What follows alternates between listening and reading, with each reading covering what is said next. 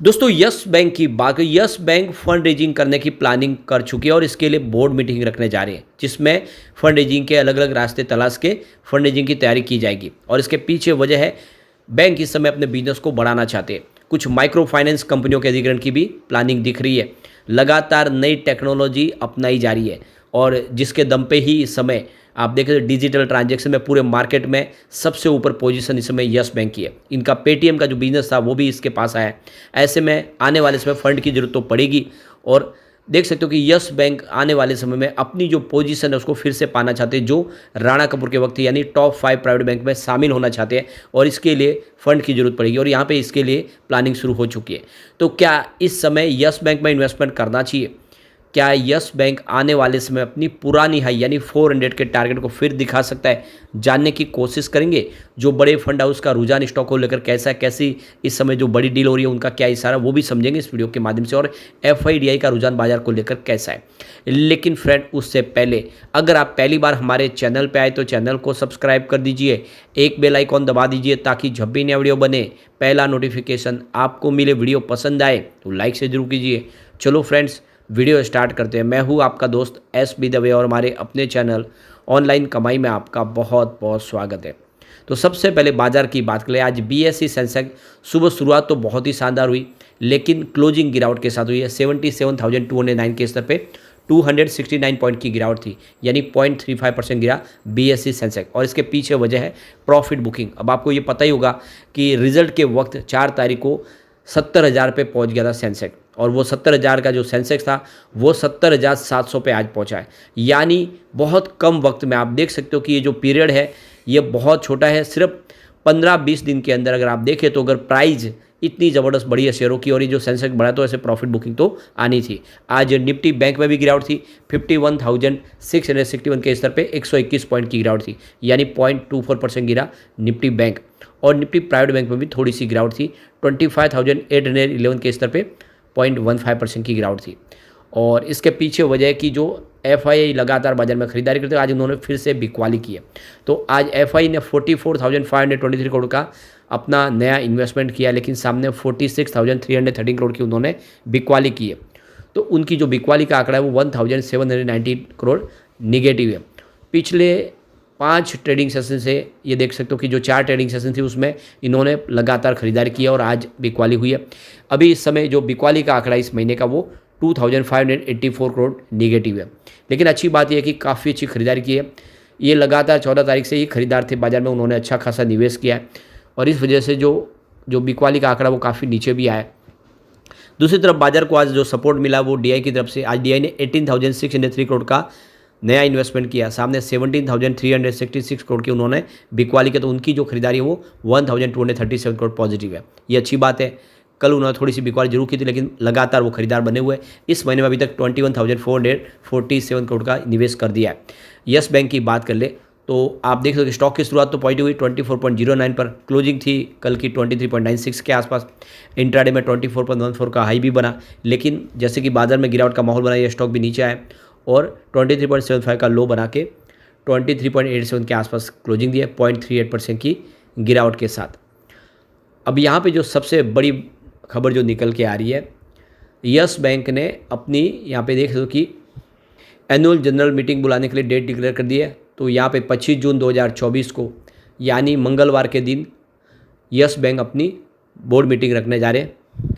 तो इस एजीएम का मतलब है इस बार कंपनी फंड रेजिंग करने चाह रहे हैं अलग अलग तरीके, जिसमें आप देखें तो बोरोइंग, राइजिंग फंड, इंडियन या फॉरेन करेंसी के माध्यम से, जिसमें डेट सिक्योरिटीज़ के माध्यम से फंड रेज किया जा सकता है, या फिर देखें नॉन कन्वर्टेबल डिबेंचर्स बॉन्ड के माध्यम से, मीडियम टर्म या नोट के माध्यम से। इस तरह से बहुत सारे अलग अलग तरीके हैं जिसके माध्यम से यहाँ पे इस बार फंड रेजिंग की प्लानिंग की गई है। और यस बैंक इस समय फंड रेज करना चाहते हैं अपने बिजनेस को आगे बढ़ाने के लिए। कुछ बड़े फैसले लिए जा रहे हैं। यहाँ पे गौर करने वाली बात है कि इस समय ये जो फंड है ये बिजनेस को बढ़ाने के लिए, इनका कोई किसी प्रकार का कोई दूसरा प्रॉब्लम इस समय नहीं है। और आप देख रहे हैं उन्होंने जो एनपीए था वो ऑलरेडी जेसी फ्लावर्स को पूरा ट्रांसफर कर दिया है। तो स्पेशल रेजोल्यूशन के माध्यम से बोरोइंग फंड रेजिंग की या कोशिश यहाँ पे की जाएगी इस एजीएम के दौरान, और आने वाले समय कुछ अच्छी खबरें निकल के देखने को मिलेगी हमें। तो यहाँ पे देखो कि इस समय शानदार जो तरीके से बिजनेस आगे बढ़ने की संभावना दिख रही है, काफ़ी अच्छे रिजल्ट लगातार आ रहे, जिसकी वजह से देखें तो मार्केट एक्सपर्ट प्रकाश गाबा ने इसमें खरीदारी की सलाह दी है और उन्होंने इसका 100 का टारगेट दे दिया कि बहुत जल्दी 100 तक जा सकता है। दूसरी तरफ देखिए तो कोटक इंस्टीट्यूशनल इक्विटीज़ ने इसमें सेल की रेटिंग रखी है, उन्होंने इसका 19 का टारगेट रखा है और ये टारगेट हमेशा से बने हुए। कोटक ने लगभग सभी शेयर जो काफ़ी अच्छा प्रदर्शन कर चुके उनमें सेल की रेटिंग देते, यहाँ तक कि कोटक इंस्टीट्यूशनल इक्विटीज़ ने सुजलॉन में रेटिंग सेल की दी थी और उनके हिसाब से जो प्राइस है सुजलॉन की वो 20 रुपये के ऊपर नहीं होनी चाहिए और वही सुजलॉन ने आज एक लाइफ हाई बनाई दिया, अपने 50 रुपये का नया हाई बनाए और आने वाले समय निकट भविष्य में उससे भी शानदार प्रदर्शन कर सकता है। तो देख सकते हो कि कोटक के सेल की रेटिंग के बावजूद भी सुजलॉन कमाल कर चुका है, तो इसीलिए यहाँ पे ये मायने नहीं रखते कि कोटक क्या देते हैं। इस बार यस बैंक ने काफ़ी अच्छा रिजल्ट भी दिया, आप देखें तो प्रॉफिट डबल होके 452 करोड़ तक पहुँच गया है और देख सकते हो कि बैंक ने इस बार जो है अपना प्रोविज़न भी काफ़ी कम रखा है क्योंकि इतनी ज़रूरत है नहीं प्रोविज़न की। पिछली बार देखो सेम क्वार्टर में 202 करोड़ के आसपास का प्रॉफिट था, तो ये देख सकते हो कि काफ़ी बेहतर प्रदर्शन है। जो सालाना दर पे देखें तो जो नेट प्रॉफिट है उसमें 74% की वृद्धि देखने को मिल रही है। अब यहाँ पे एक बार हम यस बैंक के स्ट्रेंथ को देख लेते हैं, क्या क्या इसके अंदर स्ट्रेंथ है। वो 12 टोटल स्ट्रेंथ है, तो देख सकते हो कि rising net cash flow and cash from operating activity. Second point है company with high TTM EPS growth. तीसरा है annual profit growth higher than sector profit growth. इसके बाद अगला पॉइंट है increasing revenue every quarter for past 8 quarters. इसके अलावा effectively using its capital to generate profit, ROC improving in last 2 year. इसके बाद अगला पॉइंट और है growth in net profit with increasing profit margin Q-on-Q। इसके बाद growth in quarterly net profit with increasing profit margin year-on-year basis. Increasing revenue every quarter for past 4 quarters. Increasing profit every quarter for past 2 quarters. Company with 0 promoter pledge, वैसे यहाँ पे promoter फिलहाल है भी नहीं। इसके अलावा FI और FI institution increasing their share holding, mutual fund increasing their share holding, तो लगातार यहाँ पे सबका निवेश बढ़ रहा है। ये इसके सब स्ट्रेंथ देख सकते हो। इसके कुछ वीकनेस है जिसमें P higher than industries P, इसका P रेशियो ज़्यादा है। रेड फ्लैग है high interest payment compare to earnings.